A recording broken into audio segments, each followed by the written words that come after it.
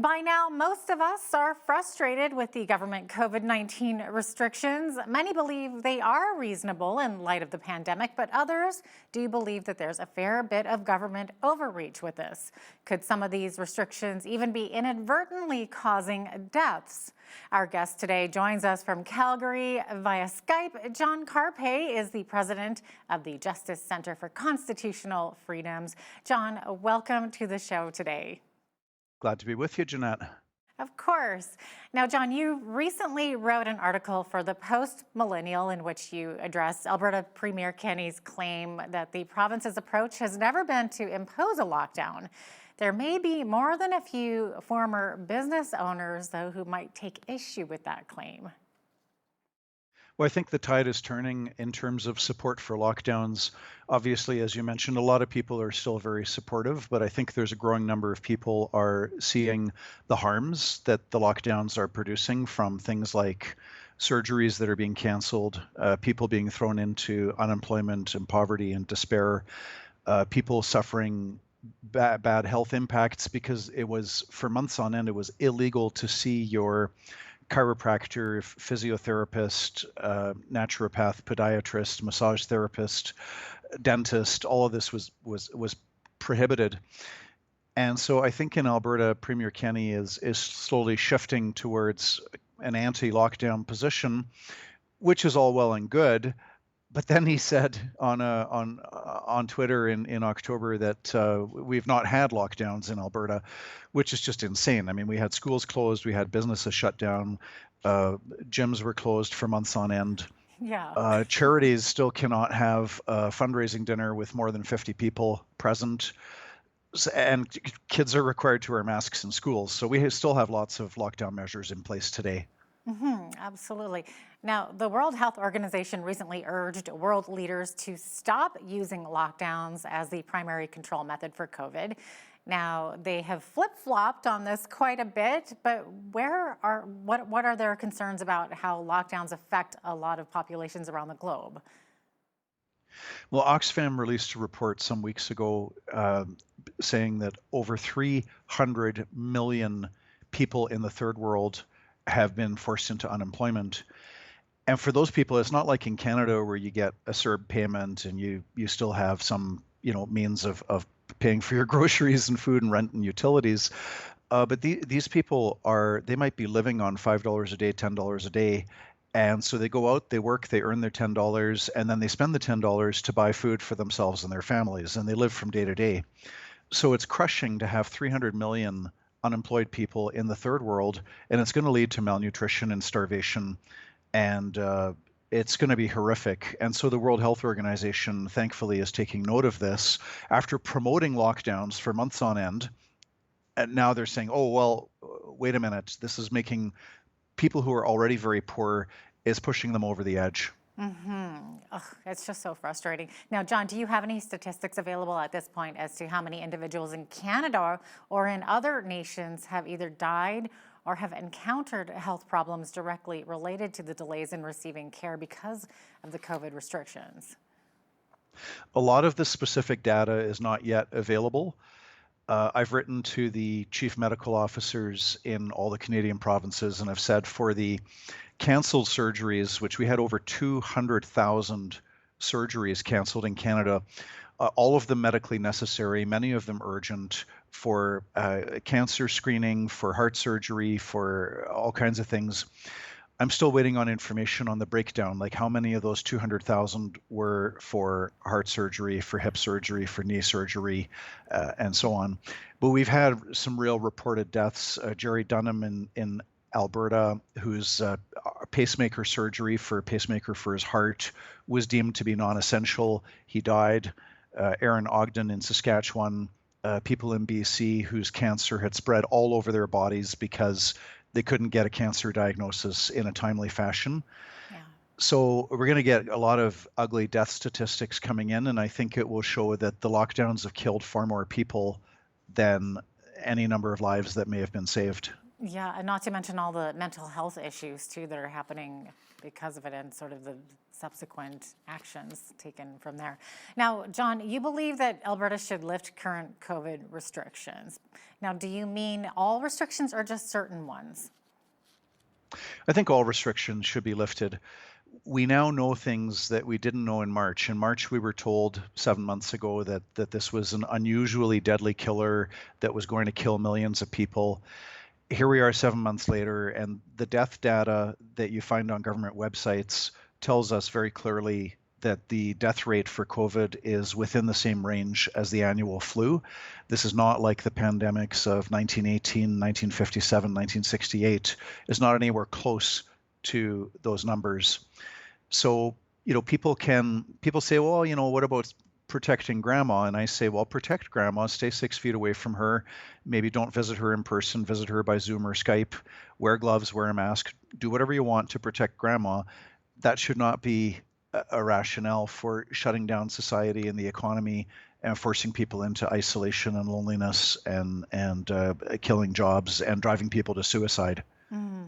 Absolutely. Now, John, how do you respond to those who argue that places like gyms and restaurants or churches where people are in close quarters are simply too risky to allow full capacity and that it could cause an outbreak? Well, in light of the fact that the COVID deaths are in the same range as the annual flu, the other thing that we've learned since March is that the only people threatened by COVID are people in their 70s and 80s who are already very sick, people in nursing homes, where 4/5 of the deaths in Canada have been in nursing homes, and a very, very, very small number of people under 60 that are immune compromised. But those people are threatened by all kinds of things, not just COVID. So basically, we need to protect the 10% of the population that's vulnerable. The other 90% should just we should get on with our lives. And the more that you have the natural herd immunity, the more that the virus or the less that the virus can even spread to the vulnerable. So because it is harmless to children, it's harmless to youth, it's harmless to young adults, it's harmless to adults under 60, with a few rare exceptions. There's no need to be afraid of this and to shut down gyms and restaurants. Now, you believe that restrictions should be generally lifted, but we should have protections for seniors and others who are especially vulnerable to COVID. Now, some argue that it's not possible to do this without restrictions also being in place for the public. What's your response to this? There's no science backing that position. Never before in human history has any society or country vanquished a virus by locking down millions of healthy people. Up until 7 months ago, for all of human history, quarantine meant that the sick people isolated to prevent the spread, but you don't lock down a healthy population and prevent people from earning a living and prevent the generation of wealth that is needed to pay for a healthcare system. So there's just no science behind this whole social experiment, political experiment that we've been subjected to for the past 7 months. It's the first time in history.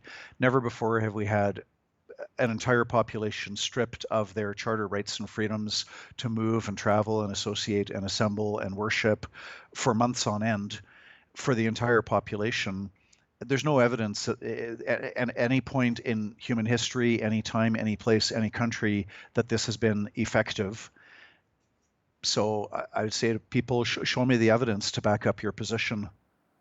Now, to what degree does media coverage affect public opinion on restrictions? It is shameful how the media are twisting the word case, and they talk about, we got 1,000 new cases in Ontario and 2,000 new cases in Quebec and 500 new cases in Alberta, so on and so forth. This is a twisting of language, because usually when you talk about cases, you talk about actual sick people.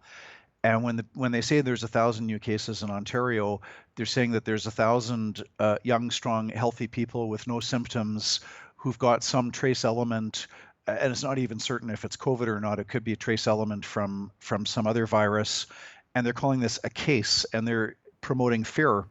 What the media should report on is the hospitalizations and deaths. And when you look at those numbers, like in Ontario, for example, in the month of September, the media reported on 10,000 new COVID cases in Ontario. 10,000. What was the number of deaths? 37. Now, of course, it's very tragic that 37 people died, but we have to remember that every month in Ontario, there's 9,500 people that die every month. So we had 37 die from COVID and 9,500 minus 37 dying from other causes. The media are not providing the context, and I think that that's very it's unethical and it's unprofessional because you should always put the proper context around what you're saying. So you're saying it's misleading information? Very misleading. The media are keeping the fear high. The media are helping the politicians to prime up the fear. And then when the fear is up high, people will generally consent to having their charter rights and freedoms taken away from them. Interesting. Now, John, what's your view on media hype around the second wave of COVID? I would imagine it's much the same. There isn't a second wave when you look at the deaths. And this is, I always tell people, don't take my word for it. Go to the government websites and look it up. You can go to the Alberta government, Ontario government, United Kingdom, Italy, any website, and you'll see that the COVID deaths peaked in April and May. They went way down in June. They went even further down in July, August, September. And those deaths are still staying at tiny numbers. And again, it's very sad that some people are dying of COVID, but it's also sad we have 285,000 Canadians die every year. All of those deaths are sad, not just the COVID deaths. So there is no second wave of COVID deaths. It is pure hype. It is false. All we've got is a bunch of so-called cases amongst people that are perfectly healthy. Wow. Now, many Canadians believe this fear is justified and that it will help keep us safe. So how do you see the fear around COVID? How will it impact our society if this continues?